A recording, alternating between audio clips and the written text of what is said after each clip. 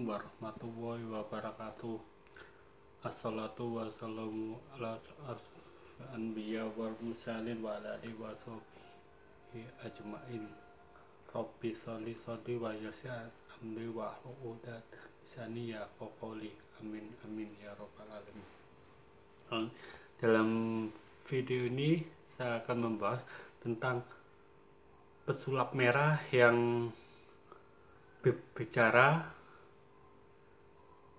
bagi melihat jin, dia akan disadat ulang.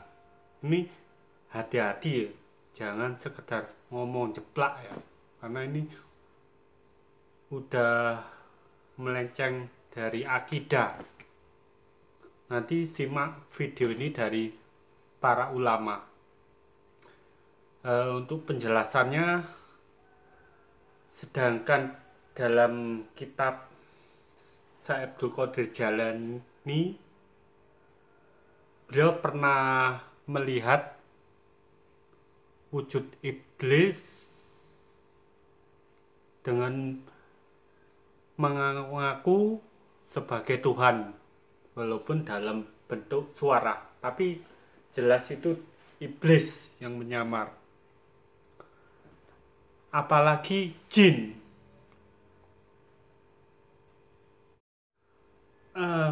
Melihat jin itu atas kehendak Allah Subhanahu wa Ta'ala. Seperti halnya saya ekspor. Kadang saya melihat penampakan jin, besoknya saya nggak lihat. Itu adanya jin yang menampakkan diri ke alam manusia. Begitu juga cerita Habib Lutfi pernah ditemui toko-toko jin. Kalau dalam video Marcel pesulap merah, dia bilang bagi yang melihat jin akan disadat lagi, artinya kayak mengkafir-kafirkan, murtad, keluar dari Islam. Itu ciri-ciri khas dari Wahabi.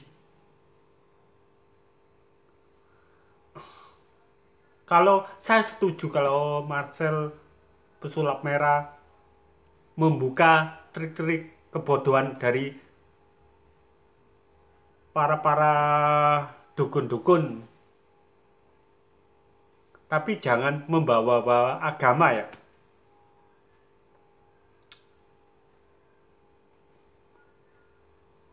Untuk penjelasannya simak video berikut ini. Orang yang mengaku bisa melihat jin atau hal gaib secara bentuk aslinya, maka bisa dipastikan dia keluar dari Islam. Wah. Ini yang saya maksud, hati-hati. Jadi lama-lama Marcel akan seperti kaum takfiri, mengkafirkan yang lain dengan secara tidak langsung.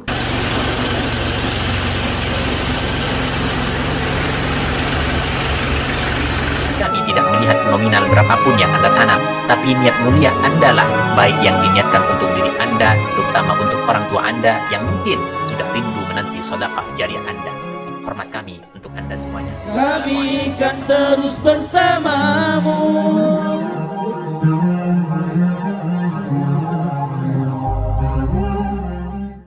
Assalamualaikum warahmatullahi wabarakatuh, sahabat kaum muslimin, subscriber channel Benteng Akidah dimanapun Anda berada. Pada kesempatan ini saya langsung akan mengangkat satu tema, satu pembahasan di mana video yang saya lemparkan sebulan yang lalu kurang lebihnya tentang bagaimana bahaya Marcel. Kemudian saya tutup komentarnya karena bahayanya tidak nyambung. Dan kami dalam persoalan tersebut membutuhkan banyak tenaga untuk membalas komentar-komentar. Jadi daripada seperti itu ditutup komentarnya. Jadi bukan apa-apa karena tidak nyambung. Ketika kita sampaikan dalam kesempatan tersebut bahwa Marcel ini kadang-kadang berbahaya.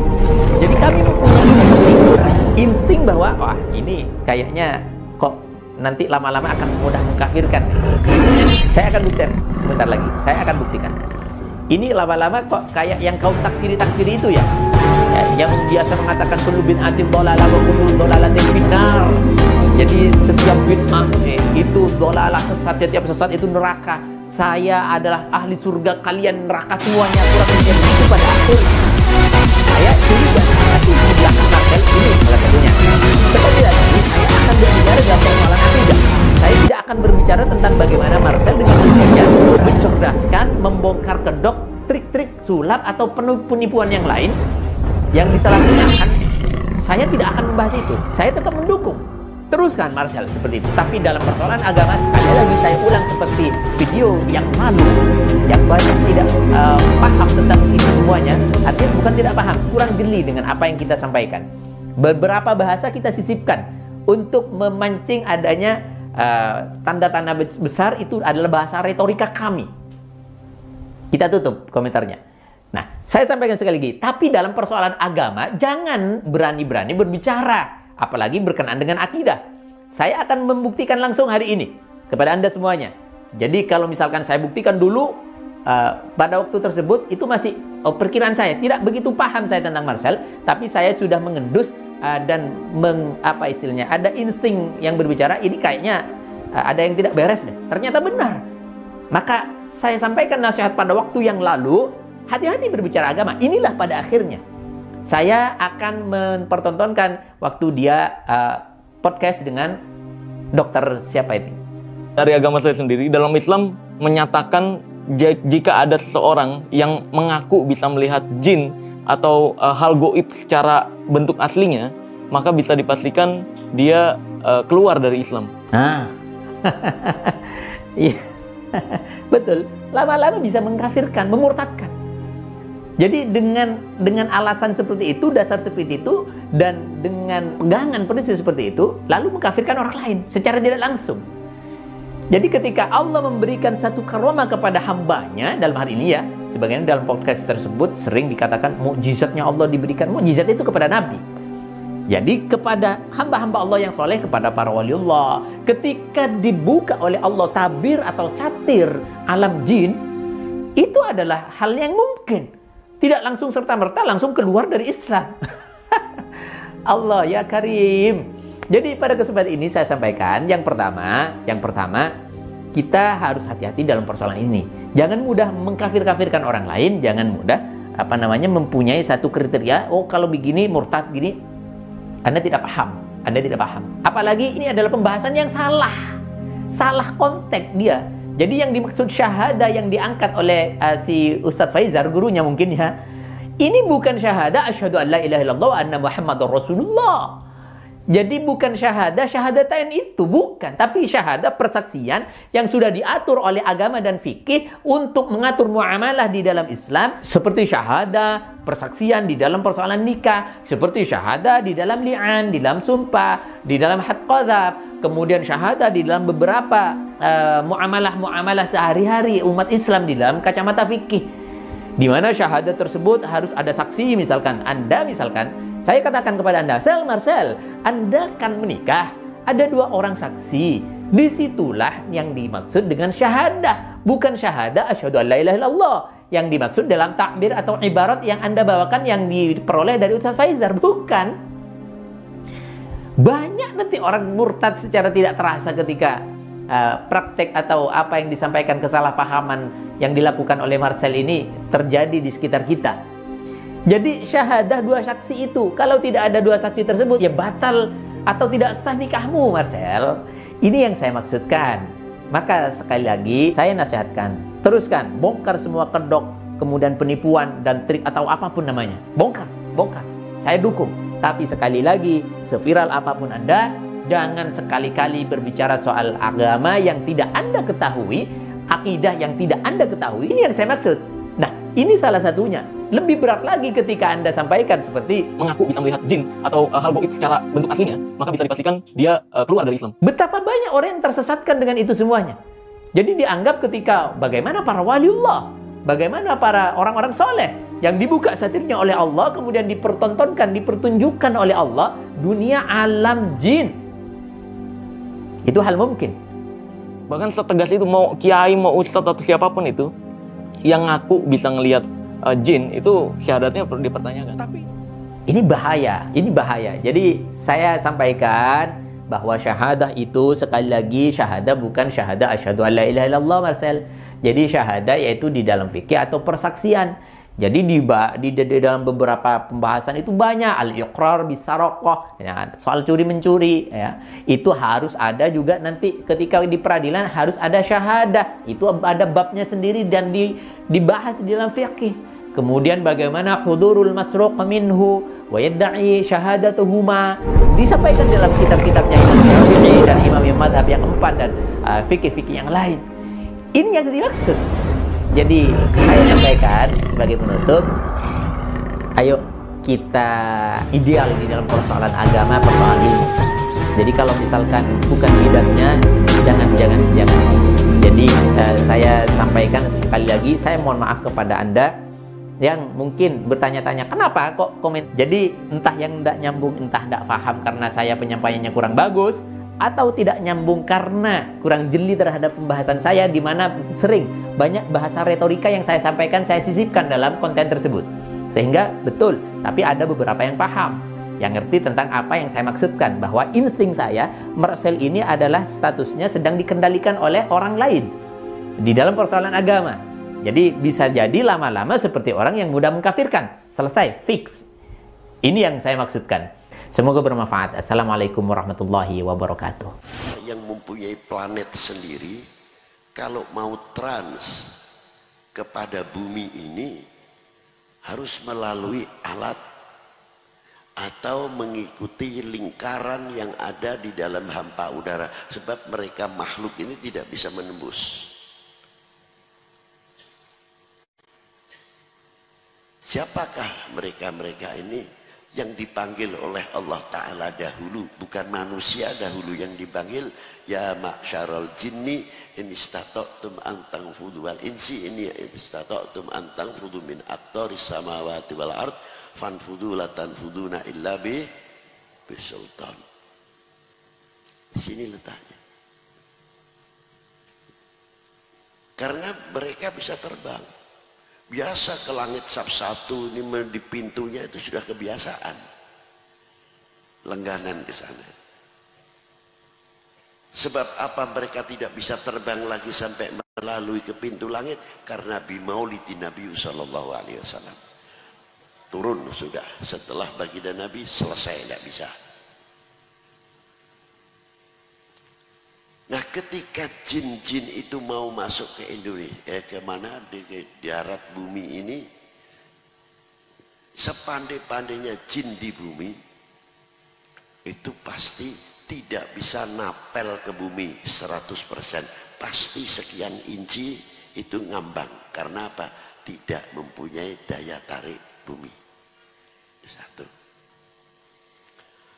Dan jin itu 1 meter dari orang duduk, kalau dia liwat 1 meter, itu magnetnya sangat kuat sekali. Begitu dia liwat, begitu jatuh itu anak atau orang. Karena tekanannya kuat. Tapi saya ini hayal, tapi hayal. Saya pernah didatangi tokoh-tokoh jin. Lo percaya mau tidak terserah. Datang ke saya, rombongan, saya tak lihat, waduh kakinya lain. Assalamualaikum, waalaikumsalam, ahlan wa sahlan, mari. Saya tanya, ini yai dari mana? Saya dari Azraq. Azraq itu satu planet, walaupun dalam ilmu pengetahuan tidak ada. Azraq itu ibu kotanya jin.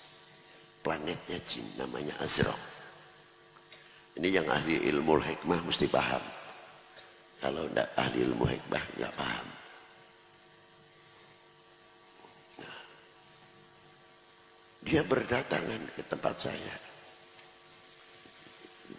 Lalu saya tanya, kok hebat betul jauh-jauh ke sini, ada apa ini yai-yai? Bukan begitu, Bib. Saya mau minta ijazah. Loh, kenapa ijazah? Padahal kalian ini godang-godangnya ilmu kok. Jin itu sama dengan manusia, yang jadi wali kutub juga ada. Pembesarnya aulia juga ada. Yang setiap hari itu tidak pernah lepas ketemu dengan Rasulullah dalam yaqdatan au manaman. Di dalam kitab Tafakkur wal I'tibar As-Salat ala Nabil Mukhtar ta'lif Syed Ahmad bin Thabit Al-Hasani. Di situ jelas sekali keterangannya gamblang. Jadi auliyanya itu besar-besar. Ketika kita mengucapkan Allahumma ghafir umat Sayyidina Muhammad, termasuk jin-jin yang mukmin terbawa. Allahumma ghafir lil mu'minin wal mu'minat wal muslimin wal muslimat, itu bukan untuk manusia saja. Jin pun mendapat doa dari kita, dan jin pun juga mendoakan doa kita. Cuma karena mereka tidak mempunyai gravitasi bumi, daya tarik bumi, selalu kasar. Kalau memegang sesuatu mesti harus keras. Itu watak jin. Karena apa? Tidak bisa kalau dia pegang langsung, harus nekan. Lalu saya tanya, untuk apa ayat kursi? Ya sudah biasa dibaca kok. Tidak begitu, Beb. Di tempat saya itu banyak jin-jin kesurupan manusia.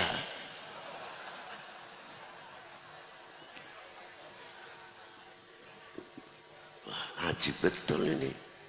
Tak pikir-pikir, bener juga tapi.